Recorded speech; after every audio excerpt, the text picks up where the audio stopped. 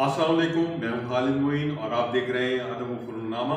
और अदब व फ़नून्नामे में न सिर्फ ये कि हम निगार खाने वसी हैदर में मौजूद हैं, बल्कि वसी हैदर साहब भी हमारे साथ मौजूद हैं।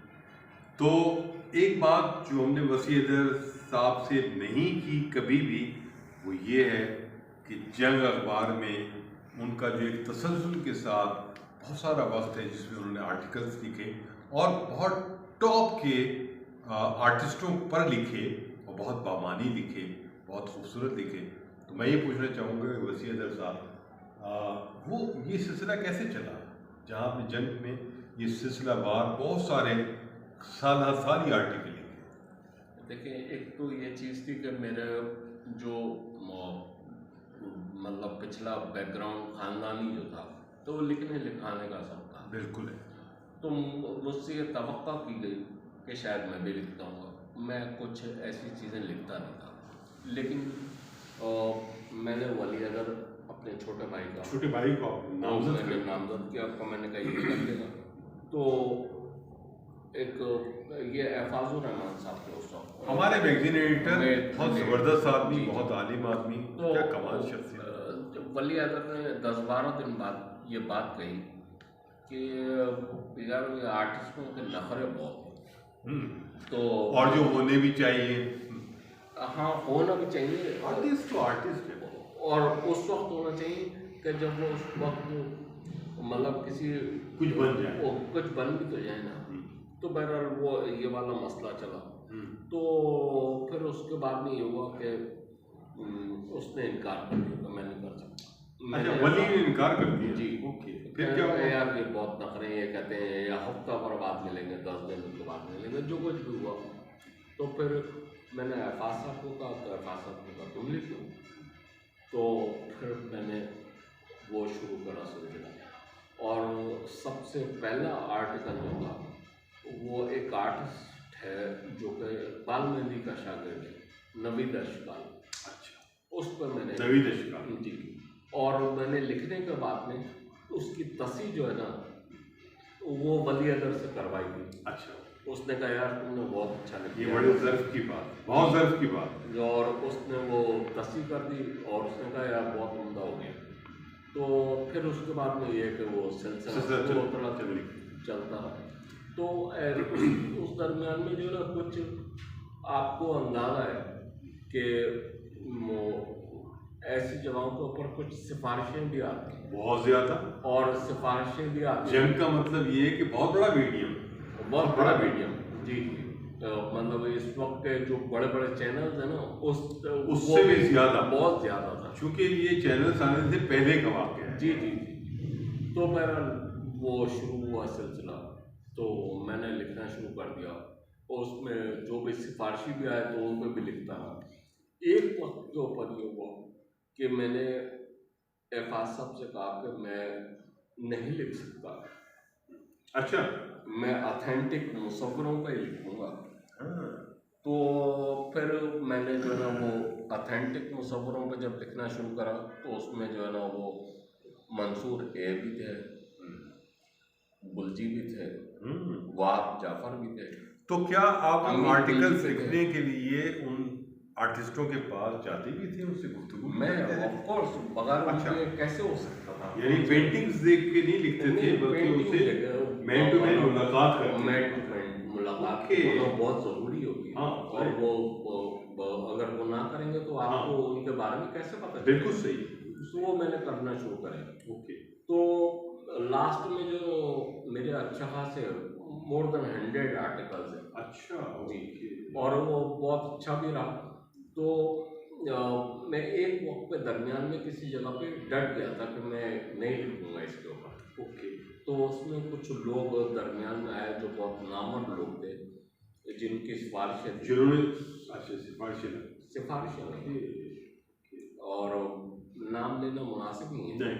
अच्छा, एक बात मैं आपसे कहना चाहूँगा कि वसी हैदर एक नामवर आर्टिस्ट हैं और ये लिख भी रहे थे और ये बहुत अच्छा लिखते हैं, लेकिन एहफाजुर रहमान का इन पर एतमाद और एतबार करना ये बिल्कुल एक बहुत ही ज़बरदस्त बात है। शुक्र है, चूँकि वो सिफारिश के आदमी उस तरह के नहीं थे, थे ही नहीं। और वो बहुत ही टैलेंट को समझने वाले और जांचने वाले आदमी थे। अगर उन्होंने एहफाजुर रहमान ने, जैसा कि है ये वाक़या है, क्योंकि ख़ुद मैं भी उस दौर में आ गया था जब आप लिख रहे थे, तो Ehfazur Rahman it's a big pedestal कि अगर वो वसीयत को ये कह रहे हो कि भाई तुम लिखो, तो ये एक बहुत बड़ी बात है और ये ऑनर है। अब आप बताएं। तो ऐसी सूरत में जब वो लिखना शुरू करा तो वो फिर मेरे बड़े बड़े मुसव्विरों से मैंने राब्ते करना शुरू करे। तो उसमें गुलजी साहब भी थे, इस्माइल गुलजी साहब, बिल्कुल, अमीन गुलजी, बड़ा नाम, अमीन गुलजी उनके साथ का बेटा, बड़ा ज़बरदस्त, मंसूर है, वहाब जाफर, नाहिद रजा, मंसूर राही, बहुत मतलब तक ये इतने बड़े बड़े नाम ऐसे दरमियान में मैंने उनके ऊपर, उनके आर्ट के ऊपर अपना एक इंतहाई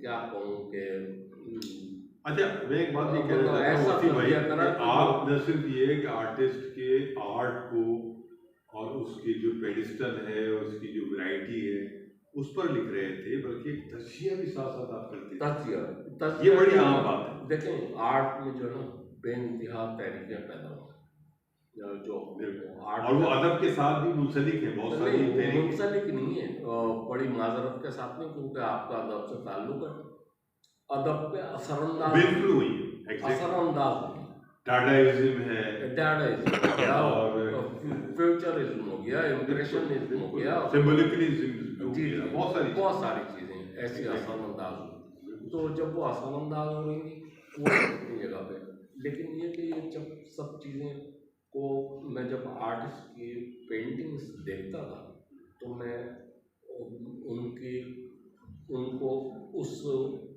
हिस्ट्री में लेके जाता था और वहाँ से स्टार्ट करता था कि यहाँ मतलब चूंकि कहाँ आप से, आर्टिस्ट थे तो आप सारी जो है उसकी बैकग्राउंड से बात हाँ, वो कहाँ से जो है इंस्पायर हो रहा है। तो वो चीज़ों को देखिए, एक वक्त के ऊपर अभी जैसे एक वक्त का पीरियड चल रहा है ना, हम 2022 में रह रहे हैं इस वक्त, अल्हम्दुलिल्लाह, अल्हम्दुलिल्लाह जी। तो इस 2022 में जो है ना हमारे पास में कोई आर्ट में कोई नई तहरीक नहीं पैदा हो, कोई तहरीक, अदब में भी कोई तहरीक नहीं है। मैं आपको बताऊं जी, अदब इस वक्त ला नजरियाती दौर से गुजर रहा है।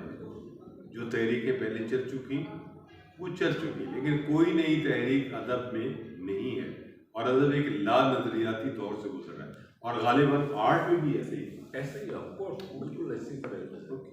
तो ये वाली सब जब चीज़ें आती हैं ना, तो उसके बाद में कि ये भी नहीं है कि आर्ट या अदब, लिटरेचर, कोई भी चीज़ हो, ये कोई ये नहीं कह सकते ये किसी एक मुकम्मल सतह पे पहुंच गई है। ठीक है, ये हो सकता है कि किसी किस्म का कोई जमूदारी हो, वो ठीक है, होता है। हो सकता है कि 5 साल के बाद में 10 साल के टूट जाए वो जमूद टूट जाए और नई नई चीज़ें दरियाफ्त होना, बिल्कुल सही, तो ऐसी चीज़ें भी आ सकती हैं। ठीक है। तो मैं तो जिस आर्टिस्ट के ऊपर भी उसकी पेंटिंग्स पे जो तज्जिया कर रहा था ना, तो वो एक हिस्ट्री को पहले मैं बैकग्राउंड को, हिस्ट्री को मद्देनजर रखते हुए कर रहे थे, लेकिन जी क्या उससे आप जो है वो अपने आर्ट में या अपनी जिंदगी में कुछ फ़ायदे भी हासिल कर रहे थे? जंग एक बड़ा नाम था, बहुत बड़ा जी, कैसा भी था उसमें जो या ईमानदारी से काम हो रहा?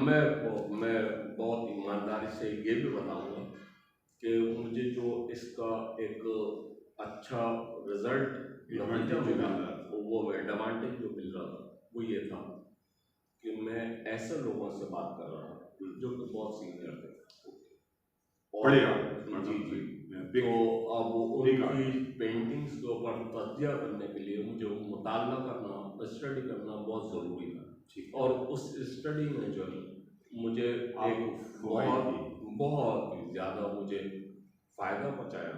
और आप नोन हुए, मतलब मैं क्या नोन हुआ, मतलब ये हुआ कि मेरा आर्ट के ऊपर जो है थोड़ा सा लाइट लाइट सा, मैं ये नहीं कहूँगा कि कुछ मैं कोई मास्टर हूँ या कोई किस तरह से, मुझे अबूर हासिल हो गया कि मैं चीज़ों को देख के कह देता हूँ कि यार ये क्यों है या क्या है कैसे है। तो आर्ट को हर तरह का होता है ना, उसकी तो सतहें ना, मुख्तलिफ सतहें हैं। आर्ट को हम कभी भी ये नहीं कह सकते, ये करोखा नहीं है, हम ये नहीं कह सकते कि ये पर्सनैलिटी जी। उसमें देखें, मैं फिर मैं आपको कोट करूँ कि एक मुसव्विर था, अमेरिकन पेंटर, और उसका नाम मैं बताता हूँ आपको। वो अमेरिकन पेंटर की, वो खुद भी एक बहुत अच्छा क्रिटिक था। उसकी जब एग्जीबिशन हुई, जन मैकनेर नाम किया, उसकी जब एग्जीबिशन हुई, उस वक्त का एक बहुत बड़ा आर्ट क्रिटिक उसकी एग्जीबिशन को अटेंड करता है, और वो उसने कोई बात कही उसकी पेंटिंग में, तो उस आर्टिस्ट ने ये बात कही, don't say it is bad, से I don't like it. Okay, it's very good. कि बुरा नहीं कहो, बुरा कहो मुझे पसंद नहीं, मुझे पसंद नहीं आई। तो पसंद और नापसंद जो है ना, मुख्तलिफ हो जाती है। किसी भी शख्स की आर्ट, हम जिस माशरे में रहते हैं, उस माशरे में जो फिगरेटिव और नॉन फिगरेटिव के दरमियान में अभी भी मसला खड़ा हुआ है। अब भी है कि फिगरेटिव घर में लगेगा कि नॉन फिगरेटिव लगेगा। बिल्कुल है, ये एक बहुत बड़ा इशू, बहुत big question, it's a big question. तो इसका मतलब है कि आर्टिस्ट को कोई आज़ादी नहीं मिल रही। महदूद सत्ता है उसकी। आपको अपना मामला भी देखना है, आपको सर्वाइव करना है, ये आपकी जिंदगी का मसाइल है, आप सर्वाइव करेंगे, आपको और चलाना है। मेरा ख्याल है कि वसी भाई आर्टिस्ट जो है वो फुल टाइम आर्टिस्ट होता है। Full time. अगर कोई ये कहे कि मैं वो एक दिन के अंदर जो है वो 3 घंटे के लिए 4 घंटे के लिए आर्टिस्ट हूँ, उसके बाद मैं एक क्लर्क हूँ या एक ऑफिसर हूँ या जो भी, इस तरह तो गाड़ी नहीं चलती। नहीं, कभी भी नहीं हो सकता। फुल टाइम आर्टिस्ट हमेशा जो ना, वो फुल टाइम आर्टिस्ट होता है, फुल टाइम पेंटर है। बिल्कुल। और वो सो रहा है तो भी, लेकिन 8 और घंटे वो आर्ट नहीं कर रहा तो भी 8 घंटे आप सोएं और 8 घंटे आप जागें, और बाकी के 8 घंटे आप दूसरी एक्टिविटीज में गुजारें। ये बिल्कुल मुख्तलिफ मसला है। मसला ये है कि आर्टिस्ट है ना, तो वो 24 आवर्स का आर्टिस्ट है, वो सो रहा है ऑल टाइम आर्टिस्ट है। It's a very natural and very बिल्कुल बिल्कुल जिसे कहते हैं नेचुरल एंड राइट तजिया एनालिसिस, बिल्कुल। अच्छा, तो अगर आप आखिरी बात ये हम करते हैं कि वसी हैदर एक नॉन आर्टिस्ट हैं, ऐसे नॉन आर्टिस्ट जिन्होंने जंग अखबार के अलावा भी बहुत सारे काम किए इन्होंने, लेकिन जंग अखबार एक बहुत बड़ा मीडियम था जिसको आप ये समझें जैसे पीटीवी, तो पीटीवी जैसा जंग अखबार था उस सारे दौर में जब तक जियो ने अपनी ट्रांसमिशन आगाज नहीं की थी या और चैनल्स नहीं आए थे। एक बहुत बड़ा मीडियम, उसमें वसी हैदर साहब ने साल हर साल आर्टिस्टों पर लिखा, बहुत पॉजिटिव लिखा, तजिए किए, उनको मुतारिफ कराया, जो मुतारिफ थे उनके कद्दो क़ामत का अंदाज़ा करवाया। तो इस सारे दौर में वसी हैदर साहब ने अपने आर्ट को भी जारी रखा। और आखिरी सवाल हम उनसे ये करेंगे कि आज पलट कर जब आप वसी हैदर साहब जंग के उस दौर को देखते हैं तो आपको क्या फीलिंग्स आती? It's a last question. देखिए, दुनिया बड़ी तेजी के साथ में तरक्की कर रही है, बहुत तेजी के साथ में। अगर हम 1960s में किसी वक्त पर जो ना, हम 200 साल पुराने शख्स को और ला के खड़ा कर देते ना, तो वो कहता है कि ये वही दुनिया है जिसमें वो कुछ जिंदगी गुजारा था। लेकिन अगर आज हम उसको इस जिंदगी में आज की 2022 में अगर हम ला के खड़ा कर देना, तो गिर जाएगा, सर चकरा जाएगा, वो कहेगा कि यार ये वो लाइफ नहीं है जो मैं गुजारी है 1000 साल पहले की जिंदगी।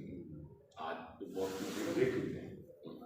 तो इस तरह से तो हमें भी जो है इन चीज़ों के साथ साथ करंट अफेयर्स, करंट चीज़ें जो कुछ भी हैं उनके साथ साथ में ज़िंदगी गुजारना होती है, हो सकता है कि हम इसमें फेल हो जाए, लेकिन ये कि हमारे लिए बहुत अहम है।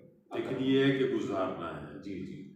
तो वसीर साहब की आपने गुफ्तगू सुनी, बहुत गहरी, बहुत बामानी, और अदब व फ़नूनामे में खालिद मोइन को इस वक्त इजाज़त दीजिए, वसीर साहब को भी इजाज़त दीजिए। फिर किसी मौके पर फिर दोबारा यकजा होंगे, इंशाअल्लाह बाहम होंगे, मुकालमा होगा। लेकिन ये जो गुफ्तगू है, इससे जो रोशनी आपके अंदर उतरी है उसको आप याद रखिएगा। अदब व फ़नूनामा जिंदाबाद, पाकिस्तान पाइंदाबाद। खालिद मोइन और वसीर साहब को इजाज़त दीजिए। खुदा हाफिज़।